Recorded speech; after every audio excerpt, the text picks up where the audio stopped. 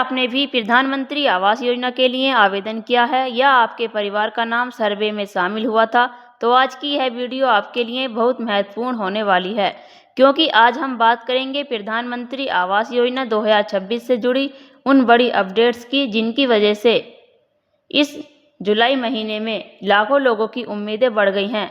साथ ही मैं आपको 3 ऐसी ज़रूरी बातें भी बताऊंगी, जिन्हें अगर आपने नज़रअंदाज कर दिया तो आपका भुगतान देर से हो सकता है या दस्तावेजों में समस्या आ सकती है। इसीलिए वीडियो को आखिर तक ज़रूर देखिए, क्योंकि हर जानकारी आपके लिए बेहद काम की है। और जिन्होंने अभी तक चैनल को सब्सक्राइब नहीं किया है, जल्दी से चैनल को सब्सक्राइब कर लें और वीडियो को लाइक ज़रूर कर दें। तो चलिए वीडियो शुरू करते हैं।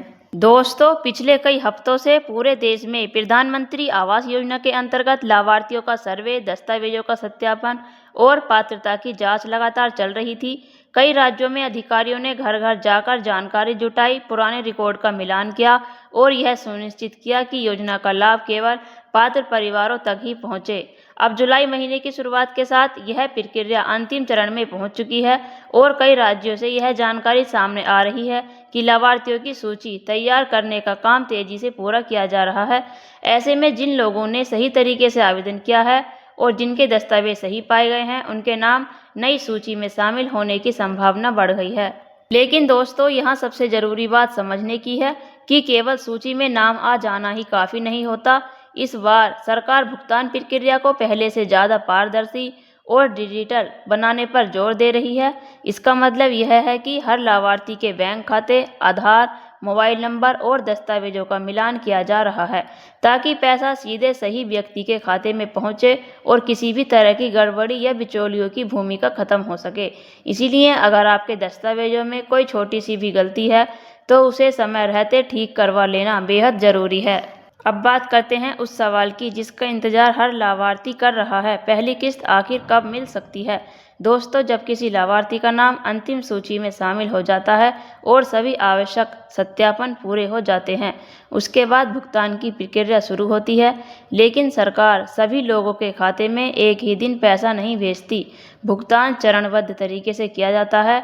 इसीलिए अगर आपके गांव में किसी दूसरे व्यक्ति के खाते में पहले राशि आ जाए और आपके खाते में कुछ दिन बाद आए तो घबराने की ज़रूरत नहीं है। अलग अलग जिलों और राज्यों में भुगतान की प्रक्रिया अलग अलग चरणों में पूरी की जाती है, इसीलिए धैर्य बनाए रखना भी जरूरी है। अब एक और महत्वपूर्ण बात, प्रधानमंत्री आवास योजना के अंतर्गत मिलने वाली सहायता राशि एक साथ नहीं दी जाती, बल्कि इसे अलग अलग किस्तों में जारी किया जाता है। पहली किस्त मिलने के बाद लाभार्थी को मकान का निर्माण कार्य शुरू करना होता है। इसके बाद अधिकारी निर्माण कार्य का निरीक्षण करते हैं और प्रगति की पुष्टि होने पर अगली किस्त जारी की जाती है। अंतिम चरण पूरा होने के बाद शेष राशि जारी की जाती है, ताकि मकान का निर्माण पूरा हो सके। इसका उद्देश्य यह सुनिश्चित करना होता है कि योजना का पैसा सही उद्देश्य के लिए उपयोग हो और निर्माण कार्य समय पर पूरा हो। अब बात करते हैं उस सबसे बड़ी गलती की, जिसकी वजह से कई लोगों का भुगतान प्रभावित हो सकता है। दोस्तों, आज भी ऐसे बहुत से लोग हैं जिनका आधार बैंक से जुड़ा तो है, लेकिन उनके खाते में डीबीटी यानी डायरेक्ट बेनिफिट ट्रांसफ़र सही तरीके से सक्रिय नहीं है। अगर आपके खाते में डीबीटी सक्रिय नहीं है या बैंक खाते की जानकारी गलत है, तो सरकारी भुगतान सफल नहीं हो पाएगा। इसलिए आज ही अपने बैंक जाकर यह जरूर जांच लें कि आपका आधार सही तरीके से लिंक है या नहीं, डीबीटी सक्रिय है या नहीं, बैंक खाता चालू है या नहीं और मोबाइल नंबर अपडेट है या नहीं।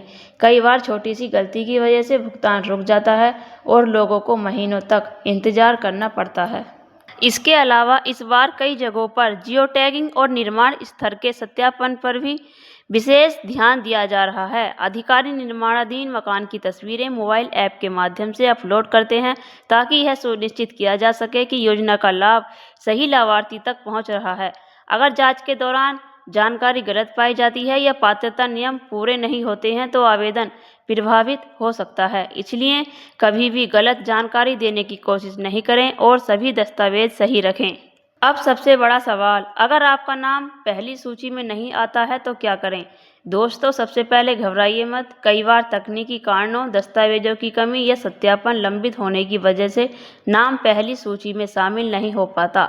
ऐसी स्थिति में आप अपने ग्राम पंचायत, ग्राम सचिव, वीडियो कार्यालय या संबंधित अधिकारी से संपर्क करके आवेदन की स्थिति की जानकारी प्राप्त कर सकते हैं। यदि किसी दस्तावेज में सुधार की आवश्यकता है तो उसे समय पर पूरा कर दें।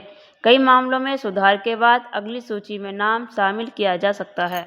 दोस्तों, आजकल सोशल मीडिया पर रोज नई नई तारीखें और तरह तरह की खबरें वायरल होती रहती हैं। कोई कहता है कि आज पैसा आएगा, कोई कहता है कल पैसा आएगा, तो कोई योजना बंद होने की बात करता है, लेकिन बिना आधिकारिक जानकारी के किसी भी वायरल पोस्ट या वीडियो पर भरोसा करना सही नहीं है। हमेशा सरकारी पोर्टल, अपने ब्लॉक कार्यालय या संबंधित अधिकारी से ही जानकारी की पुष्टि करें। सही जानकारी ही आपको किसी भी परेशानी से बचा सकती है। अब मैं आप सभी से एक छोटी सी अपील करना चाहती हूँ। नीचे कमेंट करके बताइए कि आप किस जिले और किस राज्य से हैं। क्या आपका सर्वे पूरा हो चुका है? क्या आपका नाम सूची में आया है? क्या अभी भी इंतजार कर रहे हैं? आपके कमेंट के आधार पर मैं आने वाली वीडियो में आपके ज़िले से जुड़ी जानकारी भी लाने की पूरी कोशिश करूंगी। अगर आपको आज की यह जानकारी उपयोगी लगी हो तो वीडियो को लाइक ज़रूर करें, अपने परिवार और गांव के लोगों के साथ शेयर करें ताकि किसी भी ज़रूरतमंद व्यक्ति तक सही जानकारी पहुंच सके। और अगर आप प्रधानमंत्री आवास योजना, किसान योजना, पेंशन योजना और अन्य सरकारी योजनाओं की ऐसी ही सटीक और भरोसेमंद जानकारी सबसे पहले पाना चाहते हैं तो हमारे चैनल को ज़रूर सब्सक्राइब कर लीजिए, बेल आइकन दबाएं और ऑल पर सिलेक्ट कर दीजिए ताकि हर नई वीडियो का नोटिफिकेशन सबसे पहले आपको मिलता रहे। तो दोस्तों, मिलते हैं अगली वीडियो में एक नई और महत्वपूर्ण जानकारी के साथ। तब तक के लिए धन्यवाद। जय हिंद।